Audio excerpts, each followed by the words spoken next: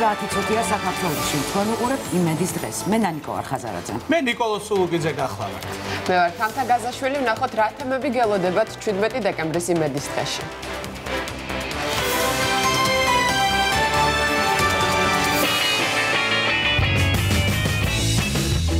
პირველად საქართველოს ისტორიაში ქართული კულინარია მსოფლიოს გასტრონომიულ ფესტივალზე. რა სახით წარსდგებიან ქართველი შეფმზარეულები საფრანგეთში? დეტალები იმედის დღეში. ქართველი მხატვარი, რომელსაც ამერიკელები მოდილიანს ადარებენ. სვიმონ დადიანი და მისი ნამუშევრების დაბრუნება საქართველოში.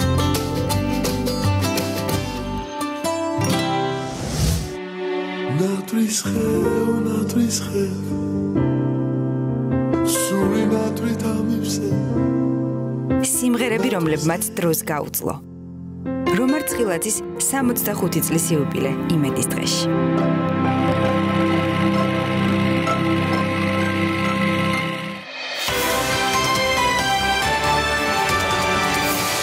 იმედის დღეში ასევე ნახავთ 29 სეზონის გახსნა გუდაურში. იმედის დღეში გავიგებთ თუ როგორ დახვდა კურორტი ჩასულ ვიზიტორებს. რადიო იმედის ოქროს დაბადების დღე 17 დეკემბერს 17 წლის გახდა, რა სიახლეები და როგორ შეხვდება იუბილეს ჩვენი რეპორტაჟიდან შეიტყო. კიდევ ერთხელ მოგესალმებით, სანამ მიმდინარე თემებზე ვისაუბრებთ, იქამდე აუცილებლად უნდა აღვნიშნოთ, რომ გუშინ საქართველოსთვის ისტორიული დღე იყო, რიგით მეხუთე პრეზიდენტი და პირველი ქალი პრეზიდენტის ინაუგურაცია გაიმართა სალომე ზურაბიშვილმა ერეკლე მეფის სასახლეში თელავში 15 საათზე ღვთისა და ერის წინაშე დადო ფიცი. ეს იყო რამდენიმე დეტალით გამორჩეული ინაუგურაცია, პირველი ლოკაცია უკვე აღვნიშნე და თელავი ვახსენე, ერეკლე მეფის სასახლეში პირველად მოეწყო პრეზიდენტის ინაუგურაცია და კიდევ ერთი მნიშვნელოვანი დეტალი არის ის, რომ საქართველოს ისტორიაში პირველად ცერემონიას ესწრებოდა უკვე ახალი პრეზიდენტის წინამორბედი გიორგი მარგველაშვილი. ანუ იმ დროისათვის ჯერ კიდევ მოქმედი პრეზიდენტი იმყოფებოდა ცერემონიაზე და მათ ხელი ჩამოართვეს ერთმანეთს.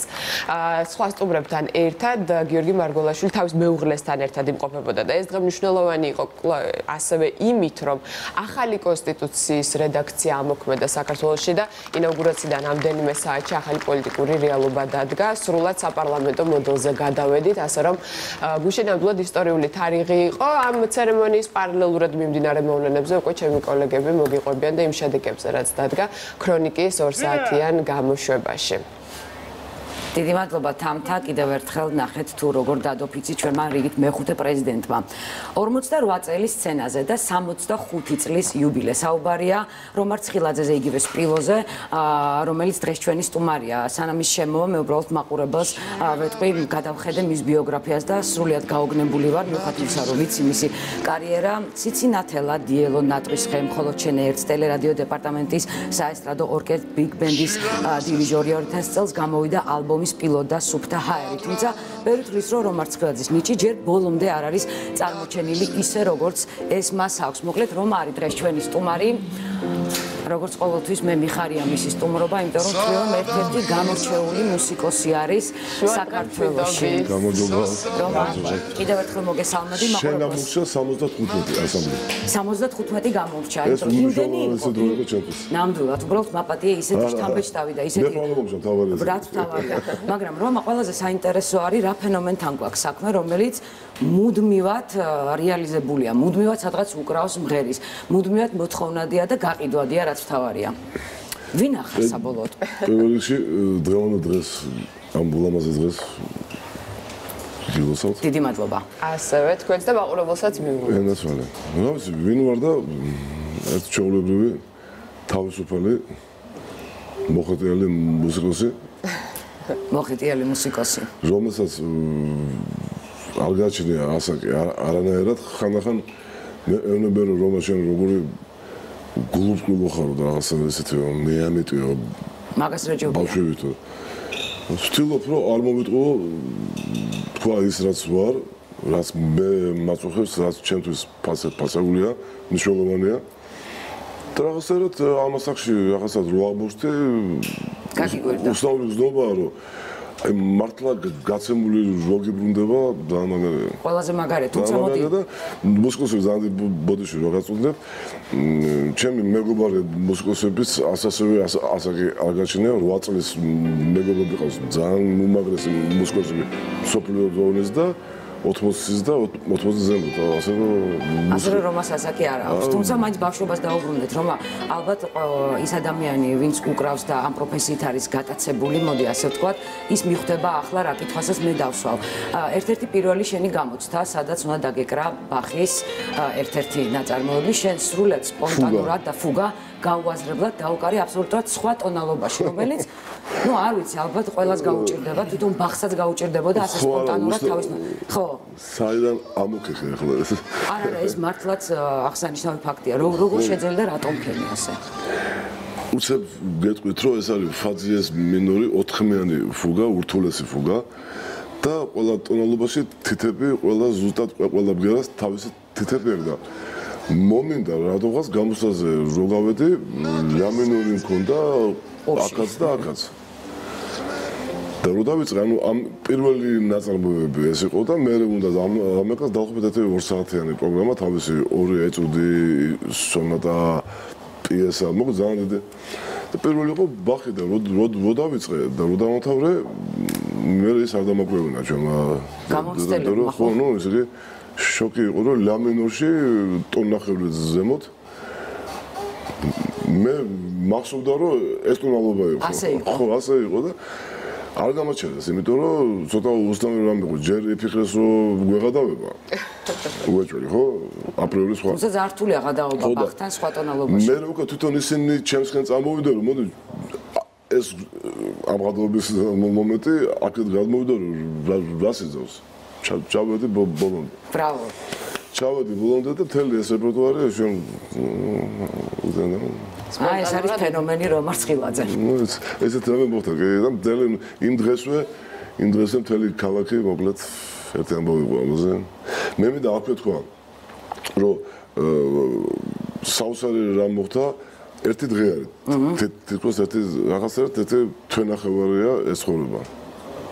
თუ შენ ტემპში ხარ, თუ შენ არ იტყუები, თუ შენ უნიღაბო ხარ და შენ რასაც შენ აწოდებ მსმენელს, ჩვენ ვართ მსმენელებისთვის ვართ გაჩენილები. ხო ჩვენ ამას იმიტომ ვქვნით, რომ ადამიანებს რაღაცა პერიოდი დავავიწყოთ. თუმცა რომამ არაერთხელ შეძლო რაღაცების დავიწყება ჩვენთვის. ხო, ესეთი რამე ჩვენ მე და რომას მთელი საქართველოს გვაქვს ერთად შემოვლილი კონცერტების ფესტივალზე. ეტყოდი მე და ძალიან დიდი მადლობა უთხრა ამ ადამიანს, რომ ჩემი საიუბილეო კონცერტი რო იყო, მე ყველგან ვეძახი და ასე არ ქონდა იმედი, იმიტომ რომ უარი მივიღე კულტურის სამეცოდან და საღამო იყო დაახლოებით 11 საათი იყო, ძალიან გვიანი იყო და ერეყება ზარე ბაბუკი სადახარ მეგოს ახში ვარ იქ 2 მეტრაში ვცხოვრობ. ჩავედი ბადონი ალიკო მაგიშვილი იყო 5 წუთში აი ეს შენ დაიმსახურე ჩვენ რაშუაში ვართ. იგივე მთელი ჩემი ცხოვრება სულ ამ ქმედებაში ვარ, მე რომ ვიღაცას მე თუ ცხოვრობ ჩემთვის მე ამიცხოვრე ასეთი სიზღვების და ეს ამ ხარ შენ განსაკუთრებული და განსხვავებული შენ შენთვის ხარ მორედებული და მე რა მინდა აღვნიშნო რომ ჩვენ როდესაც მივდივართ ხოლმე დასავლეთში აღმოსავლეთში გასაოცარ სიყვარულს გამოხატავს ყველა თაობის წარმომადგენელი და ყველა აღნიშნავს ხოლმე რომ თუ შეიძლება რომ ერთად ვიმღერო თუ შეიძლება და მობილურში აქვს ხოლმე ჩაწერილი აი ყველაზე მეტად შენთვის რომელია ის განსაკუთრებული სიმღერა რომელსაც ნოსტალგიაც გაქვს და განსაკუთრებულად გიყვარს ჩემი ხო არ ვიცი. ვერ გამოაჩენს? არა, ყველა სიმღერას თავი ხო რა ვიცი. ესეთი უცნაური არ მგითხე. ნატრის ხე ეს ალბათ ესეთი რაღაც სავიზიტო ბარათები ხდება. ეს მოდით თქვათ კონკურს გარეშე. გარეშეა ცალკე. უპირობელი დერია. ხო, ნუ ეს ხო. ჭადრაკის 45 შეუძლია წელს. 45 წელი შემოსულდა სიმღერა. 45 წლის წინ დაწერეთ ეს სიმღერა ბატონო. ზუსტად 75-ში რო ვაყალიბებდეთ აი იმ დღეებში შეიქმნა. ბატონო და ყველა ასაკის ადამიანმა იცის ეს სიმღერა ფაქტიურად ზეპირად. მე მაგალითად 27 წლის ვარ და ეს სიმღერა თავიდან ბოლომდე ზეპირად ვიცი და ჩემთვის ერთ-ერთი საყვარელი სიმღერა არის და ისეთი გულში რო ჩაგწუდება. უნიღაბოა და იმიტომაც არ იცვითება. ვარსკვლავები ძალიან მიყვარს ჩემი. მეც ძალიან მიყვარს. მოიც ჭადრაკი ნოსტალგია კალიობობა შერეგები ძალიან ბევრი. რაც მე ყველა ალბომი რაც კი გამოშვებული აქვს რომას მაქვს სახლში და ძალიან ისმენთ რომ თვლი რომ ძალიან გამორჩეული მუსიკოსი ხარ თუმცა მაყურებელი უფრო მეტად რომ მარცხილაძეს როგორც შემსრულებელს და კომპოზიტორს უფრო აღიქვავს ვიდრე თქვათ პიანისტს ჩვენ გვაძლევთ საშუალებას რომ კიდევ ერთხელ ვისი ამოვნოთ შენ დაგროლით და უკრავ ჩვენთვის ისე მე სანამ მე რაღაცა 2 წუთამდე მაგ დრო ეს ვიცი მე გეტყვით იმას რომ ძალიან მიხარდა და ბედნიერი ვარ რომ ჩვენ დღევადელ ამ რეალობაში და ჩვენ ახალგაზრდებს აბა იმის შესაძლებლობა რომ რაღაცა ჩვენი წილი იწუხდრი საქმე რა ჩვენ უნდა გავაკეთოთ მაღალ ოსლოდონზე ვაკეთოთ და დღეს რომ მე აქ ვარ ამ წინვალე დღეს და ჩემ უსაყვალეს იმეჩი ვარ ჩემ უსაყვალეს ადამიანებთან დიდი მადლობა თქვენ. და მოდი ინსტრუმენტი გელოდებათ. მაშასე რომ მარცხილაძე იმედის დღეში. რაც დაუკრავს არ ვიცი, შესაძლებელია სხვა ტონა. არც რომ არ იცის, ნახოთ რა წამოვა.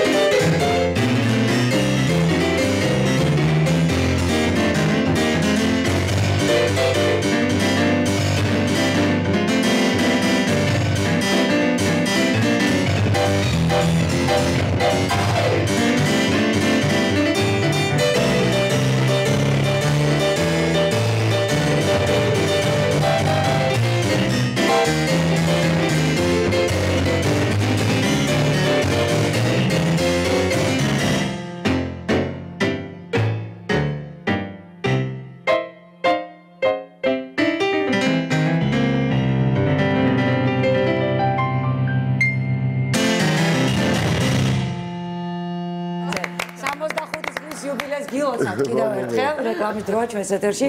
რეკლამის შემდეგ გასტრონომიულ ფესტივალზე ვისაუბრეთ, სადაც საქართველოს პირველად მიიღებს მონაწილეობას. გაგველოდეთ.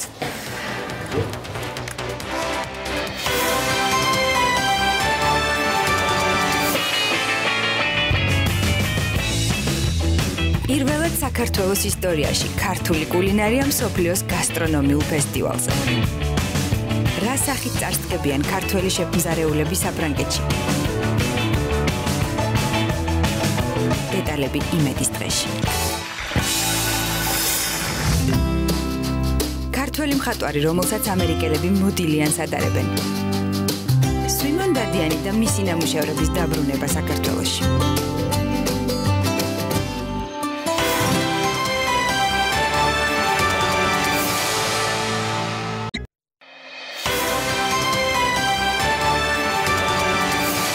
საღამოს ყველანი ველოდებით, რასაკვირველია, ცეკვავენ ვარსკვლავებს და დღეს განსაკუთრებული ტური იქნება, რომლის გავსის მე მგონი აქამდე არ ყოფილა და ასე ქვია ამ ტურს.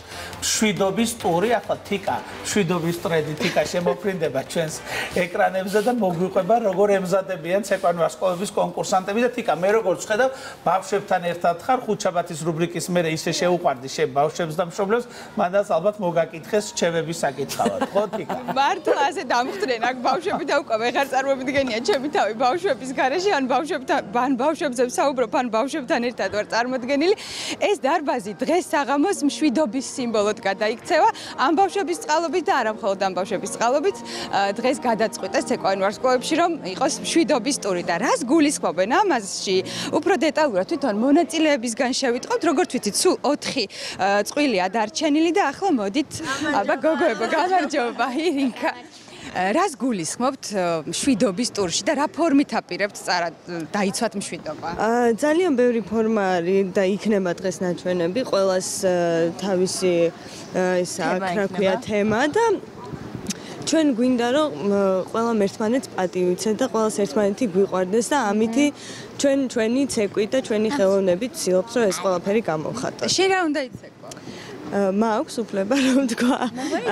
ჩვენ გვექნება ძალადობა ოჯახში, ჩვენი თემა არის ეს და ძალიან მძიმე და რთული თემაა, რა თქმა უნდა და ვცდილობთ რომ ეს რაც შეიძლება სწორედ წარუდგინოთ მაყურებელს. მინი სპექტაკლს ვნახავთ კვლავ აუცილებლად ირინკაზე ჩვევია და შესანიშნავად გამოსდის და ბოლო შეკითხვას დაგისვამ. ჩვენ ყველა ძალიან კარგად გვახსოვს შენი ყველა ცეკვა. შენთვის ყველაზე ახლო და საყვარელი რომელი აღმოჩნდა? ჩემთვის ალბათ ემოციური მხრით უფრო პირველი დღე უკანასკნელი სვენური ვალსი რაღაცა ემოციურად ძალიან მნიშვნელოვანი იყო ჩემთვის. მოდი პატარა მონაწილესაც ვკითხოთ. შენ რა უნდა იცეკვო დღეს? ჩვენ ვართ ფერიები და გამოვდივართ სანთლებით. ფერიებიც უნდა იყვნენ დღეს გახსნისას, ესეთი პატარ-პატარა საიდუმლოებები გაგვიმხილეს ბავშვებო, მეტი მე მგონი აღარ შეიძლება რუსკა. შენ მოგვიყევი რას წარმოგვიდგენ დღეს?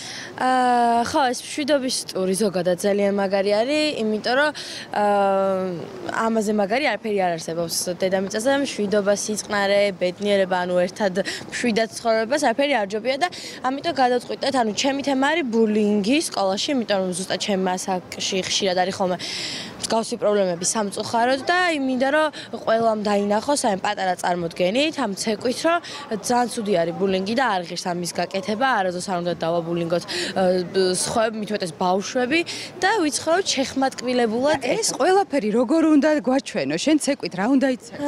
იცი რა არის ცეკვით უნდა ვიცეკვო, ანუ მოდი ამ საიდუმლოდ დავტოვებ, რას ვიცეკვებ, მაგრამ ერთს ვიტყვი რომ ემოციურად იქნება ძალიან ღრმა ცეკვა და ჩემს რაღაცა როგორც მსახიობი რაღაცა ელემენტებსაც გამოვაჩენ მაგ ხრივ, რომ ხალხს უფრო ახლოს მიუვიდეს გულთან ჩემი ნაცეკვი. ძალიან დიდი მადლობა, დაველოდებით ძალიან დიდი ინტერესით. იაკობია ჩვენთან, იაკობ ყოფუნია. გამარჯობათ. როგორც ვიცი, უნდა იყოს კონტრასტული ტური, შეიძლება მეწყვილებით შეიცვალოთ. კი. აბა რას გაგვიმხელა ამჯერად, მოდი გითხარი. მეწყვილების შესვლის ტურია, იქნება ძალიან საინტერესო ეპიზოდი, რადგან ყველა სულს მეწყვილეს და იქნება განსხვავებული ნომრები, თან არის ყველა ცეკვავს ერთი სიტყვით დრამას ერთ-ერთ ეპიზოდში და იქნება ძალიან ღრმა ნომრები, ძალიან ემოციური ნომრები, ახლო ნომრები და ესეთი ძალიან საინტერესო შოუელით მაყურებელს ჩემი აზრით და თითო მონაწილე ცეკვავს ორ ცეკვას როგორც? კი, რა თქმა უნდა, თითო მონაწილე, თითო ვარსკვლავი ცეკვავს ორ ცეკვავს განსხვავებულ პარტნიორებთან. ეს არის ძალიან რთული, ძალიან საპასუხისმგებლო საქმე და ჩემი აზრით ყველამ გაართვა თავი ძალიან კარგად და ძალიან მაგარი შოუგელით. ამიტომ აუცილებლად გიყურეთ დღეს 10 საათზე. აუცილებლად უნდა უყუროთ დღეს 10 საათზე იმედზე ვარსკვლავებს აქ მშვიდობა დაისადგურებს მშვიდობის სიმბოლო. ხარ უნდა დაუჭიროს მაყურებელმა თავიანთ საყვარელ წყვილს, რადგან თქვენს გარეშე დღეს ერთ-ერთი მონაწილე დატოვებს პროექტს. ასე რომ აუცილებლად დაუმესჯეთ თქვენს რჩეულს და 22 საათზე ყველანი ვიკრიბებით იმედზე. დიდი მადლობა თიკას და მართლა განსაკუთრებულად ველოდებით სულ ყველა რომ უყუროთ დღეს საღამოს ცეკვავენ ვარსკვლავებს და ყველამ ჩვენს გულშემატკივრებს დაუმესიჯოთ და წარმატებები უსურვოთ. მადლობა. ახლა სხვა თემაზე უნდა გადავიდეთ. საქართველოს პირველად მიიღებს მონაწილეობას საერთაშორისო გასტრონომიულ ფესტივალში, რომელიც ყოველ 2 წელიწადში ერთხელ იმართება. ლოკაცია არის ლიონი, საფრანგეთი, ქალაქი, რომელიც გასტრონომიის დედაქალაქად არის მიჩნეული. ყველაზე პრესტიჟულ და მნიშვნელოვან ოლიმპიადას ბოკუს დორს, რომელიც გასტრონომიის სფეროში იგივეა, რაც სპორტსმენებისთვის ოლიმპიადა, სირას გამოფენა მასპინძლობს მსოფლიოს 24 წამყვანი შემზარეული 2 დღის განმავლობაში ერთმანეთს შეეჯიბრება, რომ გასტრონომიის ყველაზე ყველაზე დამსახურებული ჯილდო ოქროს ბოკუზი მოიპოვოს. და სწორედ ამ თემაზე სტუმრებთან ერთად უნდა გავაგრძელოთ საუბარი. ბატონი ლევან ქოქიაშვილი, გასტრონავტის დამფუძნებელი და ქალბატონი დალი ცატავა, გასტრონომის მკვლევარი არიან ჩვენთან სტუმრად. ძალიან რთულია მოიპოვო ამ ყველაფრის ლიცენზია, ჩაატარო ესე დაახლოებით ისეთი დონის კონკურსი, როგორც მაგალითად სპორტში ოლიმპიადა, თუ სწორად ვამბობ. ხო, აი იყო ადვილი ამ ლიცენზიის საქართველოს ჩამოტანა. მოგესალმებით, მადლობა სტუდიაში მოწვევისთვის. რა თქმა უნდა, თქვენ კითხვაზე რო გავცე პასუხს, ყველა სფეროში საქართველოს უყურებენ, ესე თქვა, დიდ არენებზე, როგორც აი მესამე, მეორე დონის ქვეყანა და აქედან გამომდინარე, რა თქმა უნდა, რთულია ამ ყველაფრის გაკეთება, მაგრამ ისეთი გემრიელი და კარგი ისტორია გვაქვს ჩვენ ქვეყანას, როდესაც ნახულობენ ამ რეგიონალურობას, ანუ მიახლოებით 8 თვის განმავლობაში გვეკითხებოდნენ რამდენი იმეილის საშუალებით რა, ანუ აფასებდნენ რამდენი რეგიონი გვაქვს რა კერძზე, აი ქალბატონი დალიც გვეხმარებოდა ამ ყველაფერში და ასე შემდეგ სხვა გასტრონომიის ნაწილში ვინც არიან საქართველოში, ჩვენ მაქსიმალურად გავიცით ეს პასუხები, შემდეგ უკვე მიგვიწვიეს ადგილზე, რო გვენახა ეს ჩემპიონატი და თვითონ ანუ რასთან გვექნებოდა შეხება, ასე ვთქვათ, ჩვენი თვალით ნახეთ უკვე ევროპის ჩემპიონატზე ვიყავით ტურინში ჩასული, ნახეთ და აღფრთოვანდით, რა თქმა უნდა, უფრო ძალიან და უფრო ძალიან მოვინდომეთ და აი უკვე მსოფლიოს ჩემპიონატის ფინალში წავალთ 7-დან რაც ახალგაზრდა შეფმზარეულთან ერთად ახალი თაობის, მოდით ესე ვთქვათ, ადამიანებთან, ვინც წარადგენენ ქართულ კერძებს. იცით რა მაინტერესებს, ეს კარგია რომ მოვიდეთ, ვიდრე ქალბატონ დალისთან გადავალთ. პირველ რიგში მაინტერესებს, ახლა ჩვენ ხედავდით კადრებს იმ ევროპის ჩემპიონატიდან ალბათ, რა სახის კონკურსი იქნება ეს ჩვენი ახალბედა მზარეულები, როგორ უნდა შეეჯიბრონ, როგორ უნდა წარსდგნენ აუდიტორიის წინაშე, ჟიურის ალბათ ამ შემთხვევაში. დიახ, ჩვენ ამ შემთხვევაში, ანუ თვითონ ჩემპიონატში არ ვიღებთ მონაწილეობას, ჩვენ ვიღებთ თვითონ გამოფენა სირაში მონაწილეობას, რომლის ეგიდითაც წარდება ეს მსოფლიოს ჩემპიონატი ბოკსის. ანუ ჩვენ გვექნება ჩვენი სტენდი 60 კვადრატული, რომელსაც ძალიან დაგვეხმარა სოფლის მეურნეობის სამინისტრო, საქპატენტი და ტურიზმის დეპარტამენტი. მათთან ერთად ვაკეთებთ ამ სტენდს. 5 დღის განმავლობაში წარვადგენთ ორჯერ დღეში ქართულ კერძს, სხვადასხვა კერძებს და ანუ ჩვენ სტენდთან დიახ, აი ახლა უყურებთ ალბათ კადრებში ჩანს კიდეც, აი ესეთი სტენდი გვექნება, სადაც წარვადგენთ და 50 წინა 2017 წელს იყო 47000 დამსწრე ამ ივენტზე და ესეც სულ გასტრონომიული ნაწილიდან, ანუ ეს ადამიანები გასტრონომიული, ასე ვთქვათ, შეფმზარეულები, წამყვანი, ბლოგერები და ქვეყნის, ასე ვთქვათ, სხვადასხვა ქვეყნის გასტრონომიის სფეროს წარმომადგენლები, რომლებიც შეაფასებენ ჩვენ სამზარეულოს. მერე 29 რიცხვში, როდესაც თვითონ მსოფლიო ჩემპიონატი მიმდინარეობს, იქ გვაქვს ერთი მთავარი გამოსვლა სტენდზე, სადაც უნდა წარვადგინოთ უკვე ქართული სამზარეულო და რაც არის ყველაზე მთავარი ამ ივენტში, ის არის, რომ ანუ ბევრი ქვეყნების კი არ იღებენ, ანუ მხოლოდ ერთი ქვეყანა შედის თითოეულ ამ ჩემპიონატზე. ანუ და წელს ვართ ჩვენ, ანუ ქართველები, სხვა სამზარეულოები. დიახ, ანუ ქართველები წარდგებით ქართული სამზარეულო. ანუ სხვა სამზარეულოები არ იქნება, უბრალოდ ისინი იქნება უკვე ჩემპიონატის ფარგლებში, ანუ და ეს არის ძალიან მნიშვნელოვანი. ესე იგი, ცოტა რომ უფრო დავალაგოთ აზრები, მე როგორც მივხვდი, არის ორი კომპონენტი. გარდა იმისა, ერთი რომ ჩვენ პოპულარიზაცია მოხდეს, სტენდი გვექნება და ასე შემდეგ და მეორე არის უკვე მთავარი ჯილდოს მოსაპოვებელი კონკურსი. აი ახლა გაგვარკვიეთ, გარდა იმისა, რომ ჩვენი კულტურის და ჩვენი გასტრონომიის პოპულარიზაცია მოხდება, ყავს თუ არა უშუალოდ იმ ჯილდოსთვის წარმომადგენელი კონკურსანტი ჩვენი მხრიდან. აი ეს უკვე როგორ ხდება? ეს არის მაგალითად როგორც მიიღონ ევროპის ჩემპიონატის ოჯახში, ხო? ანუ ჩვენ მიგვიღეს. ანუ გავერთიანდით ესე ვთქვათ, ხო? მიგვიღეს და მხოლოდ 2 წლის მერე შევძლებთ ჩემპიონატში მიღებას. გასაგებია. და უკვე ამითი პირველი ნაბიჯები გადავდგეთ. ამ 2 წლის განმავლობაში თქვენ რომ გითხოთ, როგორ ფიქრობთ, გვაქვს ის რესურსი და პოტენციალი და მომზადება, სერვირებით დაწყებული, ყველანაირი სხვა ნიუანსები დამთავრებული, რომ გითხრან 2 წლის მერე, რომ თქვენ გექნება შანსი, რომ გაიმარჯვოთ. იცით რა არის, მე 1-5 წელია ვიკვლევ გასტრონომიულ კულტურას. ეს არის ძალიან დიდი სისტემა.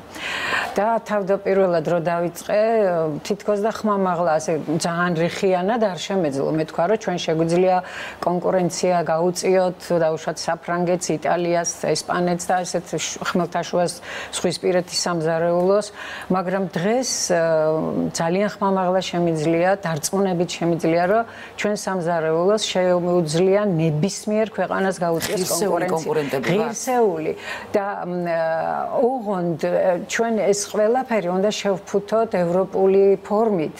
მაგრამ ქართული ფიუჟენი ხო? არასოდეს არ უნდა დაუკარგოთ ავთენტური გემო, იმიტომ რომ ჩვენი მთავარი მახასიათებელი ჩვენი სამზარეულოსი არის ავთენტური გემო და ყველაზე მთავარი არის რეგიონალური სამზარეულოები.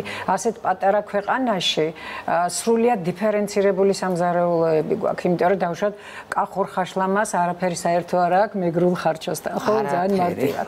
მაგრამ კახური ხაშლამა ბოდიში ნიკოლას როგორ უნდა წარადგინოთ, იმიტომ რომ ჩვენ ხაშლამა ვიცით ესეთი ტრადიციული ფორმით და იქ უფრო ადაპტირებული იქნება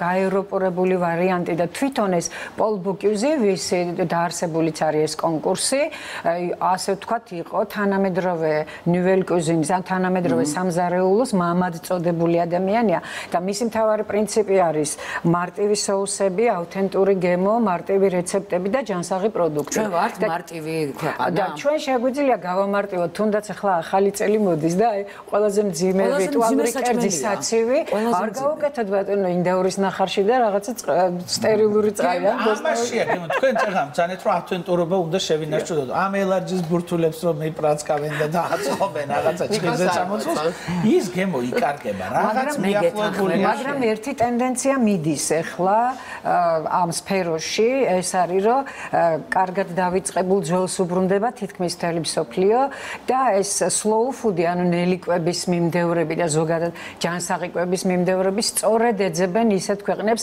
სადაც ჯანსაღად იკვებებიან და სადაც იკვებებიან ავთენტურად, როგორც მისი წინაპარი და ჩვენ გვაქვს ოქროს კიდობანი ოღონდ დაკონსერვებული. და აი ამის გახსნა და გაცოცხლება გვჭირდება, რასაც ახალგაზრდა შეფები ალბათ მოახერხებენ, იმიტომ რომ არიან დაინტერესებულები და ყველაზე დიდი მინუსი აქ მე მინდა მაინც გული შემტკივა და აღნიშნო, ეს არის რომ ბიზნესმა უნდა იმეგობროს მეცნიერებასთან. იმიტომ რომ სწორედ მეცნიერებმა უნდა იკვლიონ ეს ეთნოგრაფიული ჩანაწერები და ასწავლონ ახალგაზრდობას, ჩვენს თაობასაც, იმიტომ რომ არც ჩვენ მშობლებს არ ასწავლეს და არც ჩვენ არ გვასწავლეს, რომ ეს არის რიტუალები, ეს არის ჩვენი ისტორია, ეს არის ჩვენი კულტურა, ადათები, წესები, იმიტომ შედის იუნესკოს არამატერიალურ ფასეულობათა ნუსხაში. რიტუალები, ადათები, სუფრის კულტურა, რაც არის უპრეცედენტო შემთხვევა ჩვენი უნიკალური სუფრის კულტურა. დავუშვათ იგივე საკვების რიგითობით, იგივე საკვების მიწოდების კულტურით, იგივე თუნდაც მერიქეფის ინსტიტუტი, ხო ნიუანსია. ეს ხომ არ არის მომსახურე პერსონალი, ეს არის სტატუსი. ეს არის სტატუსი და მჯდომი სუფრაზე ადამიანი ასრულებს ამ რიტუალს. და თან ჩვენი სუფრის დიფერენცირებულობა, ქელეხის სუფრა, მისი ფილოსოფია, ხინის სუფრა, მისი ფილოსოფია, მაგრამ ერთი გაცნობას მე მგონი ვერ მოასწრებენ ევროპელები. ეს მაინც ნახავენ. ასე ვთქვათ, იმიტომაც ასე ვთქვათ, სუფრა როგორც ხელოვნება, ეს არის ჩვენი თავარი, ასე ვთქვათ, სლოგანი, ესე მესიჯი. ეს არ დგება სტენდზე, არამედ ეს წელი რიტუალი, რომელიც გვექნება სტენდზე დიდი სუფრა, ერთი მთლიანი, რომელიც კუთხე იქნება დომინანტი თქვენ სტენდზე. ანუ თამადა მიყვავს რეალურად, მიყვავს ესეთი მიუზიკლი და არის ახლა ძალიან საინტერესო თუ იცით, ანუ ამ მიუზიკლიდან მიყვავს რამოდენიმე, ანუ 8 ადამიანი და ყოველდღიურად, ანუ 40 წუთის განმავლობაში გაიმართება სპექტაკლი, ანუ სადაც ქართული ეს წესჩვეულებები და სუფრა იქნება გამართული თავის მომღერლებით და თავის ცეკვის ნაწილით და ასე შემდეგ. თუ გაქვთ დაგეგმილი, რომელი კუთხე იქნება დომინანტი, რომელი სამზარეულო საქართველოსი? იცით რა არის, ანუ ყველა სამზარეულო ერთად. იქიდან გამომდინარე, რომ როგორც ქალბატონი დალიც აღნიშნავს, იმდენად განსხვავდება თუნდაც კახური სამზარეულო და მეგრული სამზარეულო, რომ უცხოელ ასე ვთქვათ, როდესაც ვესაუბრები მზარეულებს, ხო ალბათ აი კახური, აი როგორ გითხრათ, იტალიიდან მექსიკაში რომ მოგიწიოს გადაფრენა და განსხვავებული გემოები, რა ჩვენთან გინდა სულ 500 კილომეტრი, რომ იგივე გემოები შეიგზნო და უკეთესით შეიძლება რაღაც ნაწილში, ხო? ანუ და აქ ეს არის უნიკალურობა, აქიდან გამომდინარე მაქსიმალურად ყველა კუთხიდან იქნება წარდგენილი კერძები. ეს არის მნიშვნელობაზე ვისაუბრეთ ახლა ჩვენ და ზოგადად როგორ ფიქრობთ, ქართული სამზარეულოს პოპულარიზაციის თვალსაზრისით რა მნიშვნელობა ექნება აი ამ ფესტივალში მონაწილეობის მიღებას? ძალიან მარტივი, აი პირდაპირ სტატისტიკით უფრო გეტყვით რა, ანუ ამ ჩემპიონატზე არიან 24 ქვეყანა ახლა ფინალში და სულ საბოლოო ჯამში არის 150 ქვეყანა. ანუ ფინალში ესწრება 150-ვე ქვეყნის ელჩს ეძახიან. ანუ მთავარი მზარეულები არიან, ასე ვთქვათ. და ამას ყავს თავისი დელეგაციები, ანუ თავისი და აი რასაც კადრებში ხედავ 15-დან 20 კაცამდე. წარმოიდგინეთ, ანუ 150 ქვეყნის 15-დან 20 კაცამდე დელეგაციის ადამიანი, სფეროს წარმომადგენელი, როდესაც ნახავს და თუ მოეწონება ეს კერძები და მე დარწმუნებული ვარ, რომ მოვაწონებთ ამას, ანუ წავა და ამას თავის ქვეყანაში მოყვება. და როგორც მოგეხსენებათ, ყველა ქვეყანაში სფეროს პროფესიონალებზე დგას გავცობა უფრო სწრაფი ინფორმაციის, იმიტომ რომ დიახ, ანუ ეს არის ერთ-ერთი მთავარი ნაწილი. ასევე ადგილზე, ხო, ანუ ლაივი ჩართვა იქნება, რაღაცა 150,000 კაცზე აქვთ ნახვა და აი ესეთი ჩართვები რამოდენიმე იქნება. და ამისთვის ქალბატონი დალი იქნება ალბათ ერთ-ერთი, რომელიც წარადგენს საქართველოს და ასე შემდეგ. ანუ ძალიან ბევრი აქტივობა იმართება. შიგნით ვაპირებთ პოპულარიზაციას და ბრძოლას იმისთვის, რომ ჩვენს ტენთან მოვიდეს ხალხი და დავარიგოთ უნდა ფლაიერები და მოვიწვიოთ. რას ლაპარაკობ, როგორ არ მოვა მუსიკალი იქნება წარმოდგენილი თამა და თავისი სატრიგზოლოებით იქნება. და ისეთი სურნელი დადგება, რომ მექსიკიდან წამოვა. გამოიცანით ერთ-ერთი კერძი. კომბოსტო ამბობენ ხოლმე, რატო იცით, სულ ამბობენ, რომ ქართული ნუგვარი მოიკოჭლებს და ისეთი მრავალფეროვანია ქართული ნუგვარი, ისეთი მრავალფეროვანი. ბოლო ჩვენ არ ვიცით და გონია რომ მარტო ჭურჭხელა და ფელამუში. აი თქვენ ახლა კომში ახსენეთ და ერთ-ერთმა ბებომ კახეთში მითხრა, რომ ბებია ჩვენი გვიკეთებდაო კამფეტებსო და რის კამფეტებს, ნუ კომშის კამფეტებსო და წითელი კვასკვასაფერი რო ქონა და ხარშავდაო ჭარხალთან ერთად და მე თაფლში. ესე იგი აცლიდა სანამ კარამელიზება და ხრაშუნა კამფეტები ქონდაო. ესა ხო არაჩვეულებრივი რაღაც ის ნატურალური კამფეტი. ჩაროზები, ხო? ანუ ქართული დესერტი და სულაც არ მოვიკოჭლებთ. უბრალოდ როგორც კი დაკონსერვებულია და კვლევა უნდა. მაგრამ შეიძლება ისე იმდენი ხანი ვიკვლევთ, რომ ვახსნით იმ სკებს აღარაფერი აღარ დაგჭეს. შეგნით ისე იკარგება ეს ყველაფერი. ამ ინფორმაციას ალბათ ლევან თქვენ იყენებთ, იმიტომ რომ საკმაოდ რთული არის ადაპტირება გააკეთოთ ამ საკვების, ისე რომ ევროპელებსაც მოაწოდოთ. ალბათ თქვენს გუნდშიც ასრთა სხვადასხვაობა არის, საკმაოდ მწვავე დისკუსია იქნება თითოეულ კერძზე და ნიუანსზე. დიახ, ანუ იმდენად დიდი ხანია ჩვენ თანამშრომლობთ სხვადასხვა პროექტებზე, რომ უფრო ვცდილობთ, რომ რაღაცა სწორედ გავიტანოთ, იმიტომ რომ აი თქვენ რასაც ამბობდით ახლა, ავთენტურიც უნდა იყოს და ასევე მოდერნიც უნდა იყოს, ორივე ერთობლივად. აქედან გამომდინარე ჩვენ ყველანი შეთანხმებული ვართ, რომ თუ გინდა ჩაქაფული, იმდენად იდეალური კერძია თვითონ და მართლაც მარტივია, მაგრამ რატო ვერავინ ვერ გააკეთა მსოფლიოში და რატო ჩვენ აგვაქვს, ხო? ანუ რა არ არის ადვილი ამ კერძის გაკეთება და ალბათ ზუსტად სიმარტივეშია სირთულე. ანუ და ის გვინდა რომ კარგად დავანახოთ, რომ სამზარეულოს ფილოსოფია სიმარტივეშია სიმარტივეშია, დიახ, ანუ და იმას დავანახებთ ჩვენ ამ ჩვენ ძალიან საინტერესო პროექტი გავაკეთეთ ერთად და გულსართიანების კულტურას ვიკვლევდით და სად არ ვიყავით ეთნოგრაფიული ჩანაწერები, არქივი, რა ვიცი, გულსართიანი, ანუ ცომი, რომელშიც ძალიან ბევრი გვაქვს გულსართიანი. გული და გულიანი ქადები. დაახლოებით 72 გვაქვს ჩამოწერილი, უბრალოდ ერთმანეთს როგავს ისინი, რომ ძალიან რო შევავიწროვოთ, მინიმუმ 50 გამოვა. და ყველა არის რიტუალური. დავუშვათ იგივე ბაჭულები, აკვაკვარები, მოჭიკჭიკებულები, ქონუანები, შეკეცილები, ნიგზიანები, ხლოვანები, რა ვიცი, ხაჭაპურის უამრავი რაოდენობა და სხვადასხვა ვარიაციები. და თვითვარები, ჭახრაგინები და ასე შემდეგ. ხო, ეს კუნკულა ხაჭაპურის სახელია და იმიტომ ეფერებიან. იგივე ტაბლები, რიტუალური ტაბლა. იგივე იაფოფხი, ლობიანი, კუბდარი, მე შემდეგ კიდევ თისკალმახის კუბდარი, ეს ხო საერთოდ ცალკე განზომილება არის რა.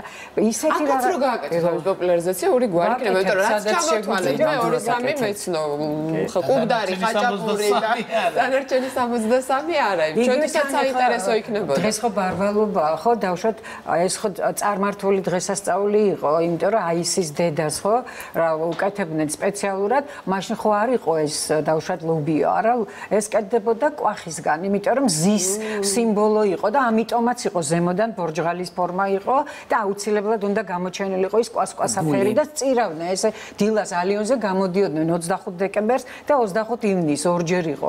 შემდეგ უბრალოდ ქრისტიანობის მერე წმინდა ბარბარეს ხსენებას დაემთხვა და რახან მარხვარი აცხობა სინამდვილეში გოგრუანია. გუგრუანია კონკრეტულად საუბარს ახლა ამაზე საუბარი მე მაინტერესებს ყველაზე ძალიან 7 ახალგაზრდა შებზარეული ვინ არიან და საიდან მოხვდნენ თქვენთან საბოლოოდ რომ გაემგზავრონ დიახ ესენი არიან რესტორნები არ უნდა დაასახელოთ არც რესტორნებს დაასახელოთ და ჯერჯერობით არც სახელს და გვარებს იქიდან გამომდინარე რომ ძალიან აქტიურია ეს თემა და ჯერ ბოლომდე არა ვართ კიდევ ჩამოყალიბებული კონკურსია გამოცხადებული არა კონკურსი არ არის უბრალოდ ჩვენი კრიტერიუმების მიხედვით ვარჩევთ ამ ადამიანებს უკვე არის არჩეული 8 შებზარეული ესენი არ არიან ჩვენი საყვარელი მეგობრები და წამყვანი ასე ვთქვათ შებზარეულები ესენი არიან ახალგაზრდა შეფები რომლებიც ანუ დიახ ანუ უკვე დაწყებულიც აქვთ და შეიძლება ზოგიერთი უკვე ძალიან მაგარი სახელიც ნებართვით დავამატებდით ყველაზე კარგი რაც არის ამ კრიტერიუმებში ეს არიან ინოვაციური იდეების ახალგაზრდები განათლებულები დიპლომირებულები როგორც აკადემიური განათლებით ასევე ამ კულინარიული მიმართულებით და ასე რომ ყველანაირ კრიტერიუმებში აი კარგ კი გაგებით ჩდება ეს ახალგაზრდები ჩემი აზრით ძალიან დიდი მადლობა თქვენ წარმატებებს გისურვებთ მართლა ძალიან მნიშვნელოვანია და მე სულ მგონია რომ ბევრი ფული უნდა ჩაიდოს იმიტომ რომ ამ კულინარიისთვის კიდევ უფრო მეტი ტურისტი ჩამოვა ჩვენს ქვეყანაში რეკლამას უნდა დაუთმოთ რომ რეკლამის შემდეგ დაგიბრუნდებით და ვისაუბრებთ რადიო იმედის დაბადების დღეზე დაგველოდეთ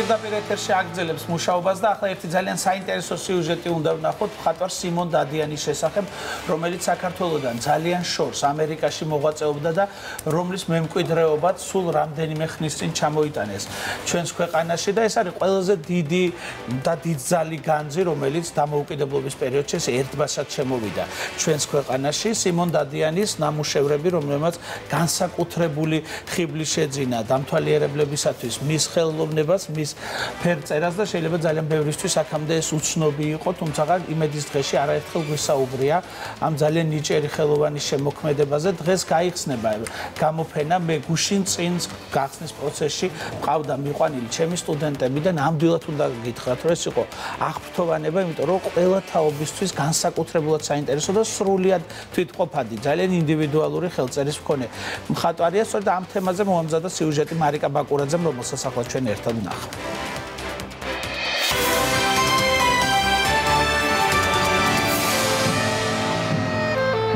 ფოტოზე ვხედავთ ახალგაზრდა კაცს, მისტერ პიტერს, პიკასოს სანდლებით, ამერიკული იერით და ლენონებით.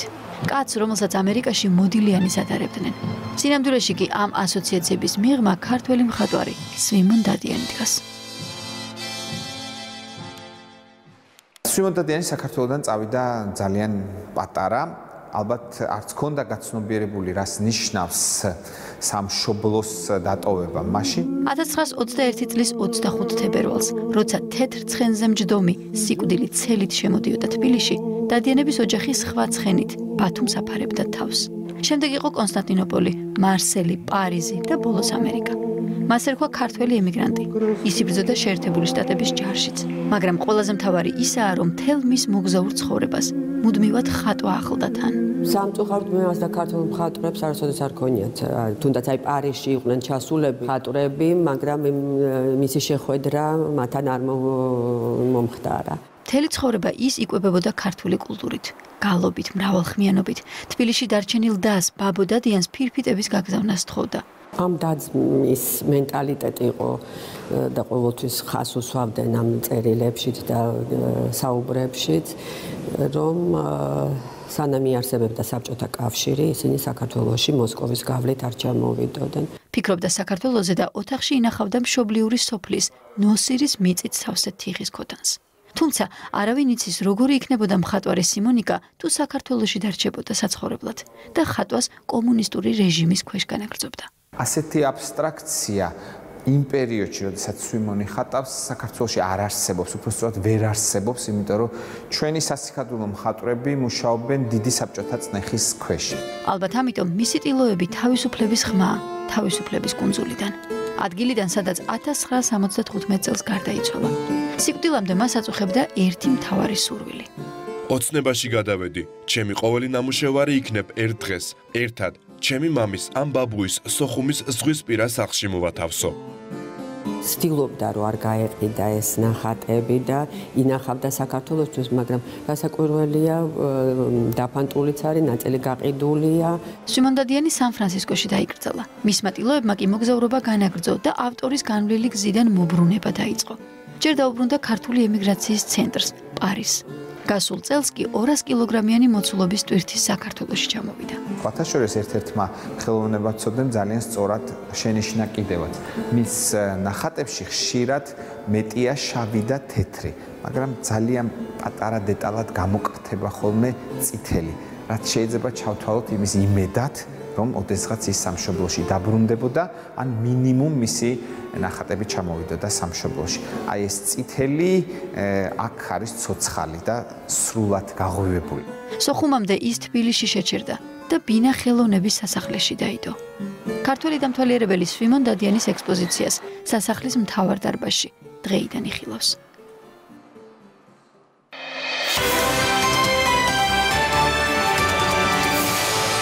ჩვენ ჯერ კიდევ ორი კვირა გვაქვს, რომ მივიდეთ და დავათვალიეროთ ეს სრულიად გენიალური ნამუშევრები. ახლა საქართველოდან ესპანეთში გადავინაცვლოთ, ბარსელონაში, საქართველოს საკონსულოში, იქვე მოღვაწე ქართველი მხატვრის ლიკა შვაცაბაეს პერსონალური გამოფენა გაიმართა, რომელიც საქართველოს პირველი დემოკრატიული რესპუბლიკის დაარსებიდან 100 წლის თავისადმი მიწვრთნი ღონისძიებების ფარგლებში ჩატარდა.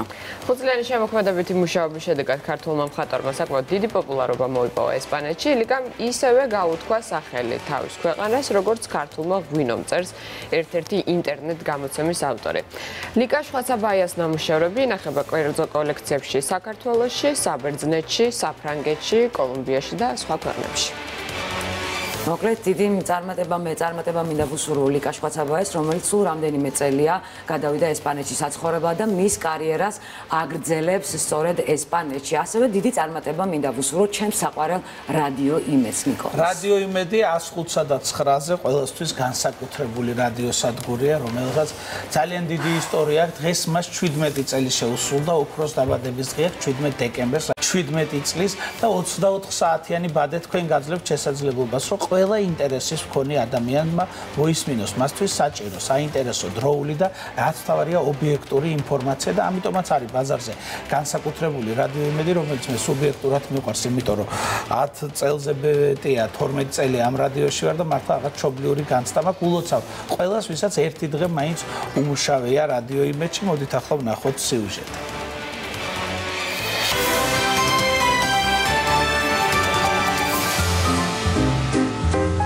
მშვიდობისა კიდევ ერთხელ მოგესალმებით. მოგესალმებით, მე ვარ შორნა ბეგაშვილი. პირდაპირ ეთერში გრძელდება. ძალიან საინტერესო თემა. მოგესალმებით, დადგავთ ხშაბათი. მშვიდობისა კვლავ მოგესალმებით. ქრონიკა FM. ირმა ებრალიძესთან ერთად. 16 საათი ახალი ამბებით პირდაპირ ეთერში ბრუნდება რადიო იმედი. FM 105.9-ზე მნიშვნელოვან ამბებს თქვენთვის ნაცნობი ხმების საშუალებით უკვე 17 წელია ისმენთ. რადიო იმედი საინფორმაციო ფორმატით 2001 წლის დეკემბრიდან მაუწყებლობს. რადიო სტაჟიანი წამყვანები ფიქრობენ, რომ მათი წარმატების საიდუმლო მსმენელებისა და საქმისადმი ერთგულებაა. მე ვაყება ის, რომ რადიო იმედში მუშაობდა, როგორც ამბობენ, არხის ხმალხარო და ძალიან მეამაყება, რომ აქ ვარ. მე უკვე 12 წელია მუშაობ რადიო იმედში და აი ამაზე საყვარელი სივრცე ძნელად მოიძებნება. ჩემთვის არის მსმენელისგან წამოსული ემოცია, მათი გამოხმაურება ყველაზე მნიშვნელოვანი. ამიტომ ეს არის პუნქტი, როდესაც საზოგადოების მაჯისცემას ვისმენ ყველაზე კარგად. მიხარია რომ ყოველდღიურად ჩემს მსმენელს ვესალმები და უყვები ახალ ამბებს. მე იცით დარჩა რომ ეთქვა. ყველაზე ვრცელი დაფარვის ზონით დილის დღისა და საღამოს არხის ეთერში რადიო იმედის მსმენელს არაერთხელ მისცემია საშუალება ახლოს გაიცნოთ ცნობილი, წარმატებული და მათთვის საყვარელი ადამიანები. დაწყებული ოტია იოსელიანით და მუხრან მაჭავარიანით დამთავრებული რომელი ერთი შეიძლება ვთქვათ სოფიკო ჭიაურელით და ანა კალანდაძის ყველანი იყვნენ ჩვენი გადაცემის სტუმრები და მე მიამაყება რომ ესეთი ფონდი შევქმნით. დღესაც მე და ბატონი ელდარი ვსაუბრობთ მის გენიალურ ფილმებზე. ამიტომ ულოცავ ჩემს საყვარელ რადიო იმედს დაბადების დღეს და უსურებ რომ აი ესეთი წარმატებული, ესეთი ხრებში გამართული და ესეთი მაგარი იყოს კიდე ძალიან დიდხანს. მე ვიცი რომ არაჩვეულებრივი კარგი გადაცემებს აკეთებს რადიო და მე უსურვებ მას წარმატებებს და ყველაფერს სიკეთეს და ბედნიერებას. მშვიდობის, მოგესალმებით. მოგესალმებით, ძვირფასო მეგობრებო. მშვიდობის. მორიგი სპორტული გამოშვება სტუდიაში თამარ კირკიტაძე. ჩვენ ვუსმენთ ერთმანეთს. რადიო იმედი, რომელსაც აფხაზეთისა და სამაჩაბლოს ჩათვლით საქართველოს მთელ ტერიტორიასა და საზღვრებს მიღმაც უსმენენ, ასაკის მატებასთან ერთად მსმენელს სიახლესაც პირდება. ჩვენ მუშაობას დილის 7 საათზე ვიწყებთ და ღამის 12 საათის ჩათვლით ვართ პირდაპირ ეთერში. მიუხედავად იმისა, რომ კონტენტი საკმაოდ მრავალფეროვანია, მსმენელს კიდევ აინტერესებს რიგი თემები, რომლის დაფარვასაც სწორედ მომავალი წლისთვის ვაპირებთ, ასე რომ კიდევ უფრო მეტი კომუნიკაცია იქნება მსმენელსა და რადიოს წამყვანებს შორის უკვე მომავალი წლისთვის.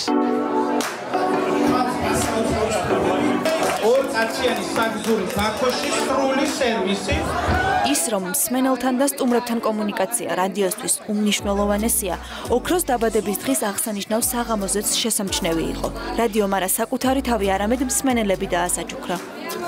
დღევანდელი საღამო არის ჩემთვის ტკბილი მოსაგონარი დღესასწაული, რასაც ჩვენი მეგობრები ყოველთვის გვთავაზობენ ხოლმე. რადიო ყოველთვის განსაკუთრებულად ხიბლავდა, სხვანაირი კონტაქტი გაქვს მსმენელთან. წარმატებას ვისურვებთ დღეს რადიო იმედს 17 წელი საკმაოდ მნიშვნელოვანი თარიღია და წარმატება ყველა თანამშრომელს და დიდი რეიტინგი. რადიო იმედს ვისურვებთ წინსვლას. ნომერ პირველ რადიო ქცევას უახლოეს მომავალში და ამისგან ჩვენ შორს არ ვართ და ყოველგვარ წარმატებებს, რაც დაკავშირებულია ამ ახალ 2019 წელთან. რადიო იმედის ისტორია გრძელდება. ამიტომ 17 წლის შემდეგაც მოიგე დრო, გაიგე მთავარი.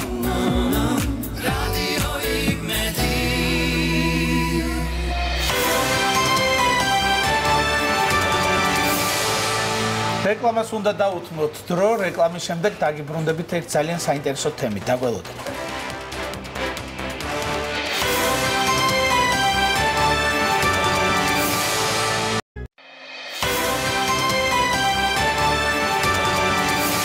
პირდაპირ ეთერში საქართველოს უნდა იქცეს რეგიონული საარბიტრაჟო ცენტრად. ასეთი არის იუსტიციის სამინისტროს გეგმა. თეატ ლუკიანი მემორანდუმს პარიზში 20 დეკემბერს გააფორმებს. დეტალებზე უკვე ვისაუბრებთ სტუმართან ერთად. ჩვენ სტუდიაში შემოგვიერთდა არბიტრაჟებში სახელმწიფო წარმომადგენლობის დეპარტამენტის უფროსი მაკა გოცირიძე. მოგესალმებით, ქალბატონო მაკა, მადლობა მობრძანებისათვის. საქართველოს უნდა იქცეს ბიზნეს და საარბიტრაჟო ჰაბად. რას ნიშნავს ეს გეგმა და რა მიზანზე ვსაუბრობთ ახლა ჩვენ? მოგახსენებთ, სახელმწიფოს ანუ მთავრობის და იუსტიციის სამინისტროს ხედვა არის, რომ საქართველოს გადაიქცეს რეგიონში ბიზნესებს შორის დავის გადაწყვეტის რეგიონულ ცენტრად და ზოგადად ბიზნეს შეხვედრების რეგიონულ ცენტრად და ამას მიემართება სწორედ 20 დეკემბერს პარიზში საქართველოს იუსტიციის სამინისტროსა და საერთაშორისო სავაჭრო პალატასთან არსებულ საერთაშორისო არბიტრაჟო ინსტიტუტს შორის მემორანდუმის გაფორმება. საინტერესოა, რა ფორმით იქნება საერთაშორისო სავაჭრო პალატის წარმომადგენელი საქართველოში? მოგახსენებთ, მემორანდუმის გაფორმება იყო შედეგი 2 წლიანი მოლაპარაკებებისა, რომელსაც იუსტიციის მინისტრი ხელმძღვანელობდა და მემორანდუმი უკვე იქნება პირველი ფორმალური ნაბიჯი ამ ურთიერთობის გასამყარებლად. მხარეები იღებენ 1 წელს, ესე ვთქვათ, იმ ძალისხმევის და მუშაობისთვის, რაც შემდგომ უკვე უფრო სერიოზული ნაბიჯების განხორციელებისკენ მიგვიყვანს. 1 წლის თავზე მხარეები შეიკრიბებიან კიდევ ერთხელ და გადაწყვეტენ თუ რა ფორმით შეძლებს უკვე საერთაშორისო საარბიტრაჟო სასამართლო იყოს წარმოდგენილი საქართველოში. კი ბატონო, მოდით უფრო კონკრეტულად რო უთხრათ მაყურებელს, ას გულისხმობს თვითონ მემორანდუმი. მოგახსენებთ, საერთაშორისო საარბიტრაჟო სასამართლო არის ძალიან ერთ-ერთი ყველაზე ძველი და დიდი რეპუტაციის მქონე არბიტრაჟი, რომელიც ადმინისტრირებას უწევს ბიზნესებს შორის დავას მსოფლიოს მასშტაბით და ინსტიტუტი სწორედ დაეხმარება საქართველოს და ასევე ადგილობრივ საერთაშორისო საარბიტრაჟო ცენტრს თავისი შესაძლებლობების განვითარებაში, ცნობადობის ამაღლებაში, კვალიფიკაციის ამაღლებაში ადგილობრივ იურისტებს, ასევე იურისტებს რეგიონიდან იმისთვის, რომ ნაბიჯ-ნაბიჯ საქართველოს გადაიქცეს რეგიონულ ცენტრად ბიზნესებს შორის დავების განხილვისთვის. ანუ აქამდე როგორ ხდებოდა ბიზნესებს შორის დავა? ანუ რას უნდა დავემშვიდობოთ, როგორ პრაქტიკას, თუ კი ეს ყველაფერი ძალაში შევა რეალურად საქართველოში? მოგახსენებთ, არბიტრაჟი არის ალტერნატივა სასამართლო წესით ეროვნული სასამართლოების მეშვეობით დავის გადაწყვეტისა. ამჟამად ისევე როგორც ადრე ბიზნესებს ჰქონდათ შესაძლებლობა სასამართლო წესით დავის გადაწყვეტის, ან ასევე არსებობს ადგილობრივი საარბიტრაჟო ინსტიტუტები, რომლებიც ჯერ კიდევ თავის განვითარების ეტაპზე არიან და ეს ყველაფერი ხელმისაწვდომია ბიზნესებისთვის. მაგრამ უკვე განვითარებული საარბიტრაჟო ცენტრის წარმომადგენლობა საქართველოში ან მისი დახმარებით ადგილობრივი ცენტრების განვითარება ბიზნესებს შესაძლებლობას მისცემს, რომ უკვე დასავლურ მაღალ სტანდარტებთან შესაბამის დონეზე შეძლონ თავიანთი ბიზნესდავების გადაწყვეტა. ანუ ეს მოთხოვნა, რა თქმა უნდა, იქნება თქვენ ახსენეთ, რომ საქართველოშიც არის სივრცეები საარბიტრაჟო ცენტრები, სადაც შეუძლიათ ბიზნესებს ამ დავების გადაწყვეტა. თუმცა რამდენად არის ნდობა ამ კვალიფიკაციასთან დაკავშირებით, ალბათ არის პრაქტიკა, რომ ეს ბიზნეს დავები უკვე ქვეყნის ფარგლებს გარეთ გადის და სწორედ აქედან გამომდინარეობდა ეს საჭიროება, რომ უკვე საერთაშორისო კვალიფიკაციის ცენტრი იყოს აქ.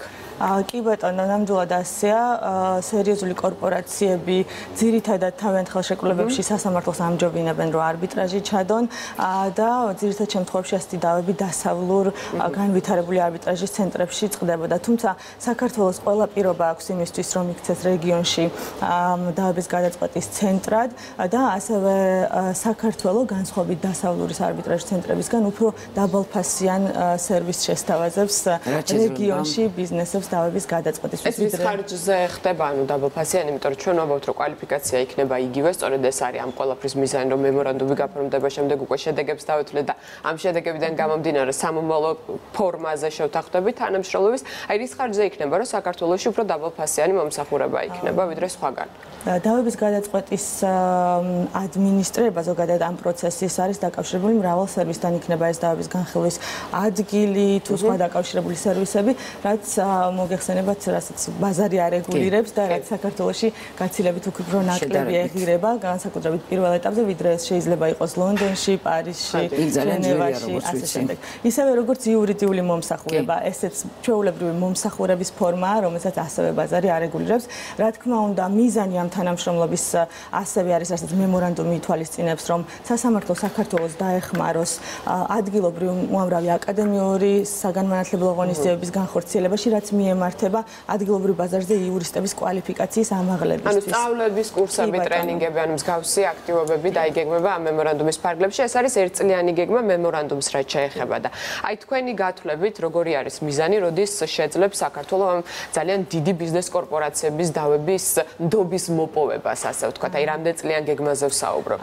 კი ბატონო, ის 2 წლიანი მოლაპარაკების პროცესი, რაც ჩვენ გავიარეთ, არ იყო მარტივი პროცესი და სწორედ ამ პერიოდში ჩვენ მოგვიწია დაგვერწმუნებინა საერთაშორისო საარბიტრაჟო სასამართლო მონიტორინგი ხდებოდა საქართველოში უყურებდნენ რაღაც კონკრეტულ საქმეებს და ამის შედეგად მივიღეთ უკვე. დიახ, რა თქმა უნდა, უყურებდნენ სამართლებრივ გარემოს, მათ ნახეს, რომ საქართველოს აქვს განვითარებული არბიტრაჟის კანონმდებლობა, არბიტრაჟისადმი მეგობრულად განწყობილი კანონმდებლობა. ჩვენი სასამართლო სისტემაც ასევე საკმაოდ განვითარდა ბოლო წლების განმავლობაში იმ თვალსაზრისით, რომ მხარი დაუჭირონ საარბიტრაჟო შეთანხმებების აღსრულებას, საარბიტრაჟო გადაწყვეტილებების აღსრულებას. 2015 წელს იუსტიციის სამინისტროს ხელმძღვანელობით მნიშვნელოვანი საკანონმდებლო რეფორმები გახორციელდა, რითაც ასევე შემცირდა ბაჟი საარბიტრაჟო გადაწყვეტილებების აღსრულებისთვის, ანუ უფრო ხელმისაწვდომი გახდა არბიტრაჟი საქართველოში ბიზნესებისთვის. ასევე საქართველო არის გეოპოლიტიკურად ძალიან სტრატეგიულ ადგილას მდებარეობს, მრავალ კულტურული, მრავალ ენობრივი ქვეყანა, ამიტომ ჩვენ ვფიქრობთ, რომ ყველა წინაპირობა გვაქვს, რომ უახლოეს მომავალში შევძლოთ ეს ამბიციური გეგმა განვახორციელოთ. რა უპირატესობა, მოდით რომ გაწყვეტინებ, რა უპირატესობა აქვს ამ შემთხვევაში ჩემთვის როგორც ბიზნესმენისთვის, რომ მე მიმართავ არბიტრაჟს, ან მიმართავ ტრადიციულ სასამართლოს. აი ამ შემთხვევაში ჩემთვის რა განსხვავებაა? მოგახსენებთ, პირველ რიგში მრავალმა კვლევამ აჩვენა, რომ ბიზნესი უპირატესობას ანიჭებს არბიტრაჟის მეშვეობით დავის გადაწყვეტას, ვიდრე სასამართლოში წასვლას. ეს ალბათ იმით არის განპირობებული, რომ სასამართლო ისევე როგორც ბევრ ქვეყანაში ჩვენთანაც გადატვირთულია საქმეებით, პროცესის გადაწყვეტას უფრო ხანგრძლივი პერიოდი ჭირდება და ასევე ბიზნესებს უწევთ რამოდენიმე ინსტანციაში მოიარონ საქმის გადაწყვეტის პროცესი, მაშინ როდესაც არბიტრაჟი არის ერთი ინსტანცია, საარბიტრაჟი ტრიბუნალი წყვეტს და იღებს საბოლოო გადაწყვეტილებას, რომელიც ექვემდებარება აღსრულებას.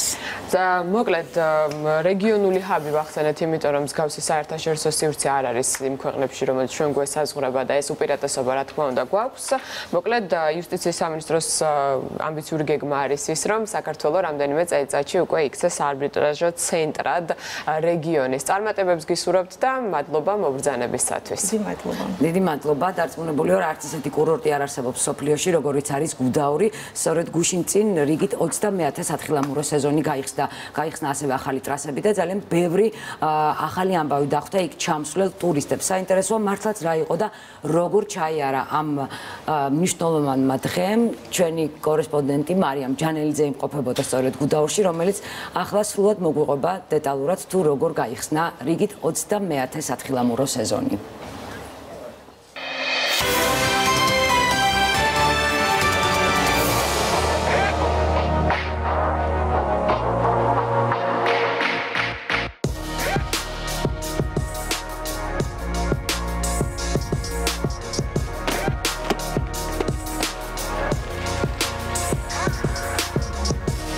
უკვე 29 წელია, რაც გუდაურში სამთო სათხილამურო სეზონი იხსნება. კურორტი დამსვენებელს ახალი ტრასებითა და განახლებული საბაგიროებით ხვდება. ჩვენ ახლა ვართ კუდებზე, ერთ-ერთი მთის თავში და უნდა დავიწყოთ სრიალი და დავეშვათ. რამდენიმე დღიანი თოვის შემდეგ სეზონის გახსნაზე მზემ გამოანათა და მთის გადათეთრებული ფერდობები სრიალის მოყვარულებით გაივსო. ასეთია გუდაური წელს 70 კილომეტრიანი სასრიალო ტრასით, 18 საბაგიროთი, ასობით დამსვენებლით და რა თქმა უნდა, კარგი თოვლის საფარით. 6 ახალი საბაგირო გვაქვს საერთო ჯამში გუდაურში, ერთს ჩაუტარდა რეკონსტრუქცია, ერთს ჩაუტარდა რესტავრაცია. საბოლოოდ შეიძლება ითქვას, რომ გაცილებით დიდი სასრიალო არეალი გვაქვს გუდაურში, ვიდრე აქამდე როდესმე ყოფილა. გაიზარდა სიჩქარეები, თუ აქამდე რიგ საბაგიროებზე 2 მეტრწამი იყო სიჩქარე, ახლა 6 მეტრწამი გვაქვს. მე მახსოვს ბავშვობაში 20 წუთი ავდიოდი ხოლმე. ხო, აი, სადაც 20 წუთი ავდიოდით, დაახლოებით 5-7 წუთი დაჭირდება იმ საბაგიროზე ასვლას. 30 წლის წინ კი საბაგირო აქ საერთოდ არ იყო. საქართველოში მოთხილამურეებს მხოლოდ ბაკურიანში შეეძლოთ სრიალი, სადაც იმ დროს კოხტის ერთადერთი ტრასა იმდენად გადაიტვირთა, რომ სრიალის მოყვარულებმა გადაწყვეტეს ახალი ადგილი აღმოეჩინათ. ასე მათ გუდაურის მთებს მიაგნეს, სადაც მას შემდეგ არაერთი თაობა გაიზარდა და არაერთი შეჯიბრი გაიმართა. კურორტს 30 წლის იუბილე აქვს და ამ თარიღს 20%-მდე გაზრდილი სასრიალო არეალით შეხვდა. საბაგიროებზე კი დამონტაჟდა ეგრეთ წოდებული ბაბლები, რაც დამსვენებელს ცივი ქარისგან დაიცავს. ეს ინფორმაცია საინტერესოა მათთვის, ვინც სრიალებს, თუმცა სეზონის გახსნას ბევრი ისეთი სტუმარიც ეწვია, ვინც საერთოდ არ იცის, რომ დამწყებ მოთხილამურეს ჩაინიქს ეძახიან. მუსიკა და 90-იანი წლების სათხილამურო კოსტიუმში გამოწყობილი ადამიანები განწყობაზე ზრუნავდნენ. ფოტოზონებში კი ხიმილიანი კადრების დაფიქსირება იყო შესაძლებელი. მთელი სეზონი მინდა რომ საქართველოს ყველა კურორტი მოვიცვა და ყველა კურორტს ვეწვიო. ნუ გუდაური ყველაზე ახლო არის და ყველაზე ხშირად ალბათ გუდაურში მოვალ. ბევრი განსხვავებული სახეობის ტრასებია, დამწყებისთვისაც კარგია, პროფესიონალებისთვის კარგია. ძალიან კარგი დღეა, მზიანი, თან არაჩვეულებრივი თოვლია და მთელი დღეა ვსრიალებ. ცოტა დავიღალე კიდეც. მომწონს აქაურობა. ბოლო სეზონზე მაგალითად 500%-იანი მატება გქონდა ჩვენ დამსვენებლებსა და ტურისტებში და დარწმუნებული ვართ, რომ წელსაც რეკორდული სეზონი გვექნება, ზამთრის სეზონი. ამის თქმის საშუალებას, რა თქმა უნდა, გვაძლევს ის დატვირთულობის კოეფიციენტები და ის ჯავშნების რაოდენობა, რომელიც უკვე გვაქვს ჩვენ მიმდინარე სეზონზე. დამსვენებლის დიდი რაოდენობა პირველივე დღეს იგრძნობა. მათი უსაფრთხოებისთვის კი სამაშველო სამსახური და სკი პატრული სრუნავს. მაგალითად, თუ ჩემსავით გაგიჭირდებათ მოხვევის გაკეთება და წაიქცევით, თქვენს ჩამოყვანაზე მაშველები იზრუნებენ, თუმცა მე გადავრჩი და მარტივად გამაგრძელე გზა. სკი პატრული კი გააკონტროლებს შესაბამის ტრასაზე სრიალებთ თუ არა. როგორც მთის კურორტების განვითარების კომპანიის ხელმძღვანელი ამბობს, დამსვენებელს შეიძლება ნებისმიერი საბაგიროთი მშვიდად ისარგებლოს. ამ მდგომარეობაში არის საძელე გასულ წელს გვახსოვს. ცუდი ფაქტია. საძელე აღდგა მთლიანად, დამონტაჟდა ახალი სისტემები. ზუსტად რამოდენიმე დღის წინ ყავდა ის ექსპერტთა ჯგუფი, ვინც თავიდან გამოიძია, ასე ვთქვათ, მიზეზები იმ შარშანდელი შემთხვევის და მათ ჩაიბარეს გარემონტებული საძელე და ერთმანეთ აღნიშნეს, რომ ამ საბაგიროს არანაირი პრობლემა არ აქვს.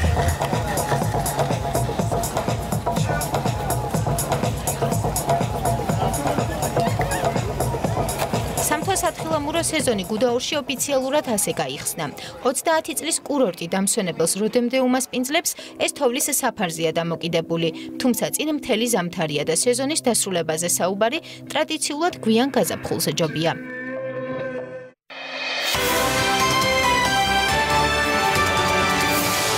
ძალიან სამწუხაროა, რომ 21 სეზონის გახსნაზე იქ არ ვიყავი, უბრალოდ აი შავ-თეთრი კადრები რომ იყო ახლა ეთერში, ჩათვალეთ რომ მე ყველა კადრში ვიყავი, იმიტომ რომ მე და გუდაური ფაქტობრივად ერთად გავიზარდეთ და ერთად რაღაცნაირად გავხდით უფრო მასშტაბურები, ვიდრე ვიყავით აქამდე. ნახე რა წარმოდგენთ მაგ თემაზე. მასშტაბური. ნიკოლოზისთვის თქვი, თუმცა არ ამიგამხარით. არა, შენ ნამდვილად არ ველოდით ეხლა და ეს უზად არის. შენ პარასკევის საიმედო ტურში გამოგჩა ერთი ფრაზა, გადაახვე იქ და ერთ საინტერესო მღვიმეში გამოგზავნეს ნანიკოს ნისარიო ვიყავი და არა უშავს. მოკლედ რეკლამას კი არა და უნდა დავიმშვიდობოთ ხაჭი. ნიკოლოზ კიდე უნდა რომ იმედის დღე გაგრძელდეს, მაგრამ სამწუხაროდ ჩვენი საერთო დრო მოიწურა. იმედის დღე ამით დასრულებულია და ელოდეთ ქრონიკას 2 საათზე. ნახვამდის. ხვალამდე.